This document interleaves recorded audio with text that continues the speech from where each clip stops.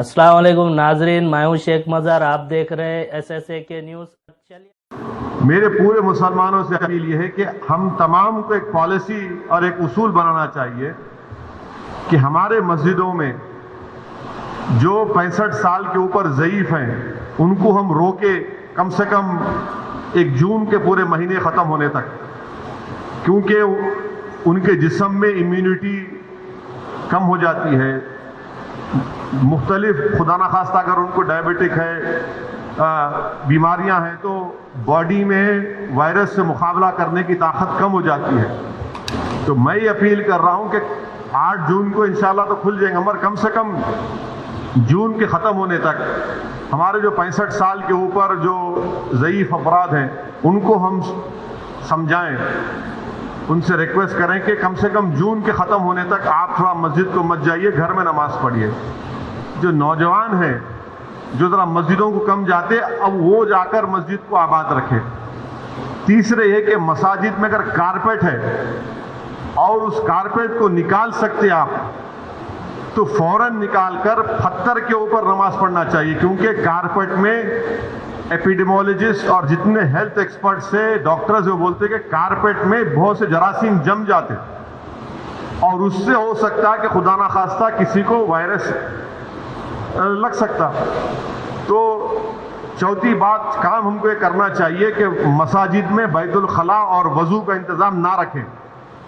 क्योंकि वो वजू करते, कुली करते और फिर आप आके नमाज पढ़ते, तो लोग घर से ही अपने वजू कर आए और नमाज जब पढ़ेंगे तो नहीं मालूम मुफ्तिया इकराम को फैसला करना है कि अगर पूरी दुनिया में जहाँ जहाँ मसाजिद खोले गए, चाहे वो मस्जिद नबवी हो, हरम शरीफ मक्के में हो या टर्की हो या दूसरे मुकामात पर, हमेशा की तरह जो खंडे से खंदा मिलाकर सब बनती थी वैसा नहीं बन रही अब। तो क्या मुफ्तिया इकराम ये फैसला दे सकते पूरे मुल्क में कि भाई जब 8 तारीख से मसाजिद खोले जाएंगे तो सोशल डिस्टेंसिंग को बरकरार रखते हुए हम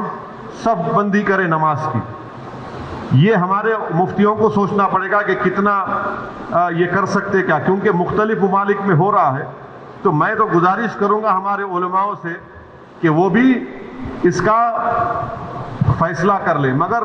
दूसरे जो 4 चीजें मैं कहा हूं उस पर यकीनन गौर करिए आप। मैं किसी से नहीं कह रहा हूं कि मस्जिद को मत जाइए, मैं ये कह रहा हूं कि आप सही कह रहे हैं कि वायरस अभी बढ़ रहा है,